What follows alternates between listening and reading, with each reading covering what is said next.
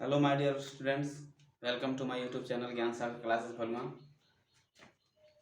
आज हम लोग क्लास 10 का फिजिक्स का फर्स्ट चैप्टर का तीसरा भाग देखने जा रहे हैं। ठीक है, इसके पहले हम लोग 2 वीडियो देख चुके हैं। अगर आप लोग नहीं देखे हों तो आप लोग जाकर मैंने चैनल पर देख सकते हैं। ठीक है, इसके बाद हम लोग को अभी पढ़ना है प्रतिबिंब। ठीक है, इमेज। तो प्रतिबिंब क्या होता है इसके बारे में हम लोग जानेंगे। तो वैसे तो हम लोग जानते हैं कि अगर किसी भी वस्तु को अगर दर्पण के सामने रखा जाता है तो उसमें क्या बनता है, प्रतिबिंब बनता है। तो वो क्या होता है कि जैसे कि मान लेते हैं उसमें प्रकाश की किरण जाती है और उस पर टकरा कर प्रकाश के परिवर्तन का नियमों का पालन करते हुए आती है या उससे आती हुई प्रतीत होती है। ठीक है, तो चलते हैं यहाँ पर हम थोड़ा सा उसका डिफिनीशन देख लेते हैं कि प्रतिबिंब किसे कहते हैं, यानी प्रतिबिंब क्या होता है। तो यहाँ पर दिया गया है प्रतिबिंब या इसको इमेज भी कहते हैं। तो देख लीजिए, कर किसी बिंदु स्रोत से आती प्रकाश की किरणें दर्पण से परिवर्तन के बाद जिस बिंदु पर मिलती है या जिस बिंदु से आती हुई प्रतीत होती है उसे उस बिंदु स्रोत का प्रतिबिंब कहते हैं। बात समझ में आया? नहीं समझ में फिर कर लेते हैं।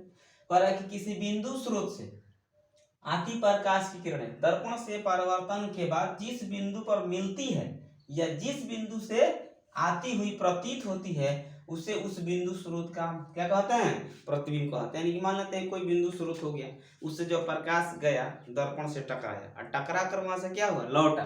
तो लौट कर जहां वो मिला या जहां से वह आती हुई प्रतीत हुई उसी बिंदु स्रोत को हम क्या कहते हैं, उसका प्रतिबिंब कहते हैं। बात समझ में आया? अब आगे देखते हैं। प्रतिबिंब 2 प्रकार के होते हैं। प्रतिबिंब कितने प्रकार के होते हैं? 2 प्रकार के होते हैं। कौन कौन से होते हैं देख लेते हैं। वास्तविक प्रतिबिंब और आभासी या काल्पनिक प्रतिबिंब। ठीक है, कौन कौन से होते हैं? वास्तविक प्रतिबिंब और आभासी या काल्पनिक प्रतिबिंब। यानी कि आभासी को काल्पनिक भी कह सकते हैं या आभासी भी कह सकते हैं। ठीक है, अब सबसे पहले हम देखेंगे कि वास्तविक प्रतिबिंब क्या होता है। ठीक है, तो अगर ये डिफिनीशन अगर हमको बढ़िया से याद है, प्रतिबिंब वाला अगर डिफिनीशन हमको समझ में आ गया हो तो वहां से हम ये दोनों का डिफिनीशन आसानी से क्लियर कर सकते हैं। क्यों? क्योंकि इसमें वास्तव में मिला देना है और वहां पर क्या हो जाएगा, उस बिंदु स्रोत से आती हुई प्रतीत कराना है। बस यही ध्यान में रखना है। अगर एक डिफिनीशन हमको प्रतिबिंब वाला डिफिनीशन अच्छा से याद हो जाएगा, क्लियर हो जाएगा, तो उसका हम वास्तविक और आभासी दोनों क्लियर आसानी से कर सकते हैं। तो हम लोग देखते हैं वास्तविक प्रतिबिंब क्या है। तो वास्तविक प्रतिबिंब देखते हैं क्या है कि किसी बिंदु स्रोत से आती प्रकाश की किरणें दर्पण से परिवर्तन के बाद जिस बिंदु पर वास्तव में मिलती है उसे उस बिंदु स्रोत का वास्तविक प्रतिबिंब कहते हैं। आया समझ में? नहीं आया तो फिर देखते हैं। पर किसी बिंदु स्रोत से आती प्रकाश की किरणें दर्पण से परिवर्तन के बाद जिस बिंदु पर वास्तव में मिलती है उसे उस बिंदु स्रोत का वास्तविक प्रतिबिंब कहते हैं। बात समझ में आया? यानी कह रहा है, इसे कहने का मतलब ये हो गया है कोई बिंदु स्रोत है, उससे प्रकाश गई दर्पण से टकराई। ठीक है, और टकरा कर वास्तव में जहां पर जाकर वो बिंदु मिलती है, यानी जो प्रकाश की किरण है जिस बिंदु पर जाकर मिलती है वही उस बिंदु स्रोत का क्या कहलाता है, वास्तविक प्रतिबिंब कहलाता है। ठीक है, आगे बढ़ते हैं। अगला पॉइंट है वास्तविक प्रतिबिंब। वास्तविक प्रतिबिंब को पर्दे पर प्राप्त किया जा सकता है। जो वास्तविक प्रतिबिंब होता है उसको हम पर्दे पर प्राप्त कर सकते हैं। जैसे सिनेमा हॉल में चलने वाला चलचित्र क्या है, कौन सा उसमें प्रतिबिंब होता है, वास्तविक प्रतिबिंब होता है। बात समझ आ रहा है ना? उसके बाद अगला पॉइंट है, पर वास्तविक प्रतिबिंब वस्तु की अपेक्षा हमेशा उल्टा बन होता है। ठीक है, यानी कि जो वास्तविक प्रतिबिंब है वस्तु के सापेक्ष कैसा बनता है, उल्टा बनता है। ये 3 बातें हम लोग को इसमें याद रखना होगा। कौन कौन? कि किसी बिंदु स्रोत से आती हुई प्रकाश की किरणें दर्पण से परिवर्तन के बाद जिस बिंदु पर वास्तव में मिलती है उसे उस बिंदु स्रोत का वास्तविक प्रतिबिंब कहते हैं। और दूसरा इसमें है कि वास्तविक प्रतिबिंब को पर्दे पर प्राप्त किया जा सकता है और वास्तविक प्रतिबिंब वस्तु की अपेक्षा हमेशा क्या होता है, उल्टा होता है। बात समझ में आया?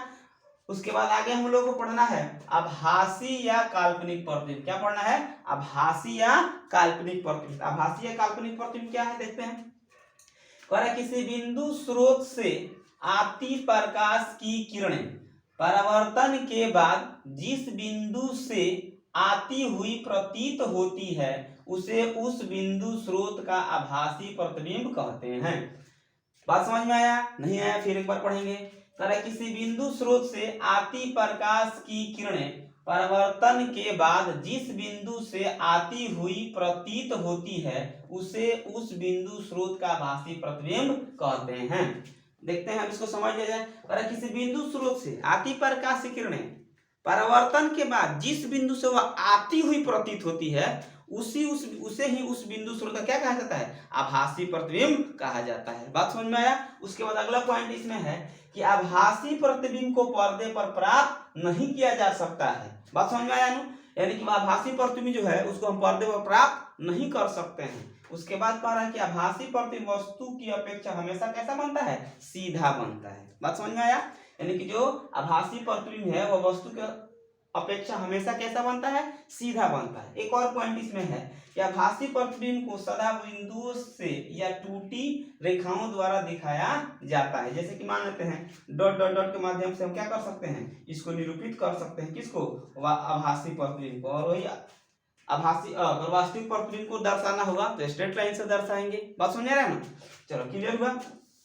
अगर हमसे अंतर पूछ दिया जाता है कि वास्तविक प्रतिबिंब और आभासी प्रतिबिंब में क्या अंतर है तो हम क्या बताएंगे कि तीनों को डिफिनेशन अलग अलग पॉइंट बनाकर, मतलब बीच में भाग बांट कर अलग अलग पॉइंट बनाकर लिख देंगे तो मतलब उसका अंतर हो जाएगा। जैसे कि हम बता देते हैं, कह दे कि वास्तविक और आभासी प्रतिबिंब में क्या अंतर है, तो बोलेंगे कि वास्तविक और आभासी प्रतिबिंब में निम्नलिखित अंतर है। तो अंतर पहला बताना होगा, एक तरफ लिख देंगे वास्तविक प्रतिबिंब, एक तरफ लिखेंगे आभासी प्रतिबिंब। ठीक है, तो वास्तविक प्रतिबिंब में पहला पॉइंट बनाएंगे, किसी बिंदु स्रोत से आती हुई प्रकाश किरण दर्पण से परिवर्तन के बाद जिस बिंदु पर वास्तव में मिलती है उसे उस बिंदु स्रोत का वास्तविक प्रतिबिंब कहते हैं। उसके बाद आभासी प्रतिबिंब में पहला पॉइंट बनेगा कि किसी बिंदु स्रोत से आती प्रकाश की किरणें परिवर्तन के बाद जिस बिंदु से आती हुई प्रतीत होती है उसे उस बिंदु स्रोत का आभासी प्रतिबिंब कहते हैं। ठीक है, उसका दूसरा पॉइंट हम बनाएंगे कि वास्तविक प्रतिबिंब को पर्दे पर प्राप्त किया जा सकता है। इसमें का दूसरा पॉइंट बनेगा कि आभासी प्रतिबिंब को पर्दे पर प्राप्त नहीं किया जा सकता है। तीसरा पॉइंट बनाएंगे कि वास्तविक प्रतिबिंब वस्तु की अपेक्षा हमेशा उल्टा होता है और आभासी प्रतिबिंब वस्तु की अपेक्षा हमेशा सीधा होता है। तो इस तरह हम अंतर भी लिख सकते हैं। ठीक है, अब आगे बढ़ते हैं। हमें आगे क्या देखना है, समतल दर्पण में वस्तु दूरी और प्रतिबिंब दूरी में संबंध। यानी कि हमसे क्वेश्चन में पूछा जा सकता है कि समतल दर्पण में वस्तु दूरी और प्रतिबिंब दूरी में क्या संबंध होता है। तो यहाँ पर देख रहे हैं कि समतल दर्पण में क्या होता है, वस्तु दूरी बराबर होता है प्रतिबिंब दूरी। बात समझ में आया। यानी कि वस्तु दूरी बराबर क्या होता है, प्रतिबिंब दूरी। अर्थात इसके कहने का मतलब ये है कि कोई वस्तु समतल दर्पण से जितनी आगे होती है उसका प्रतिबिंब उतना ही पीछे बनता है। क्लियर हुआ, नहीं क्लियर हुआ फिर समझते हैं इसको। कह रहे हैं कि समतल दर्पण में कोई भी वस्तु हो गया जितना ही आगे रखेंगे प्रतिबिंब उतना ही कहाँ बनेगा, पीछे बनेगा। बात समझ में आया। चलो ठीक है,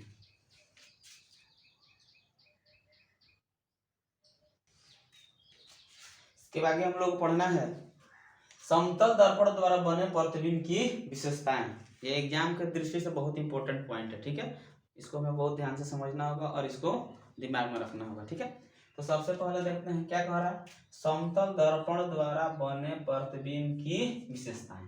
तो क्वेश्चन हमसे इसमें कैसे पूछा जाता है, तो पूछा जा सकता है कि समतल दर्पण द्वारा बने प्रतिबिंब की विशेषता बताइए। ठीक है, तो हमें क्या बताना होगा, यहाँ पर देख लेते हैं। कह रहा है कि जो समतल दर्पण द्वारा प्रतिबिंब बनता है वह कैसा होता है, उससे क्या विशेषताएं होती हैं। तो यहाँ पर देख लेते हैं। कह रहा है प्रतिबिंब दर्पण के पीछे बनता है, यानी कि समतल दर्पण में जो प्रतिबिंब बनेगा वह कहाँ बनेगा, दर्पण के पीछे बनेगा। ठीक है, दूसरा पॉइंट देखते हैं। कह रहा प्रतिबिंब का आकार वस्तु के आकार के बराबर होता है। बात समझ में आया। यानी कि समतल दर्पण में क्या होता है कि जितना वस्तु का साइज रहेगा उतना ही प्रतिबिंब का भी साइज होगा। यानी कि जितना बड़ा वस्तु रहेगा उतना ही बड़ा प्रतिबिंब बनेगा, किसमें, समतल दर्पण में। ठीक है, उसके बाद तीसरा पॉइंट देख लेते हैं। कारण कि प्रतिबिंब वस्तु की अपेक्षा सीधा बनता है।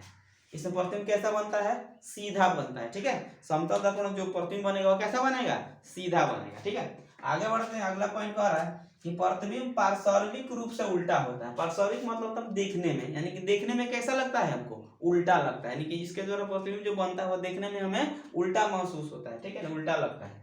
अब कह रहा है प्रतिबिंब आभासी होता है। कैसा होता है, आभासी होता है। और जब आभासी होगा तो उसको हम पर्दे पर प्राप्त नहीं कर सकते हैं। बात समझे ना। उसका अगला पॉइंट कह रहा है कि प्रतिबिंब दर्पण से उतना ही पीछे बनता है जितना वस्तु दर्पण से आगे रहता है। बात समझ में आया। यानी कि प्रतिबिंब कैसा बनेगा, यानी कि जितना ही वस्तु हमारा दर्पण से आगे रहेगा प्रतिबिंब उतना ही कहाँ बनेगा, पीछे बने का। ठीक है, तो ये कुछ विशेषताएं हैं समतल दर्पण के जो एग्जाम के दृष्टि से बहुत ही इंपॉर्टेंट है, तो हमें इसको ध्यान में रखना होगा। समझ में आया?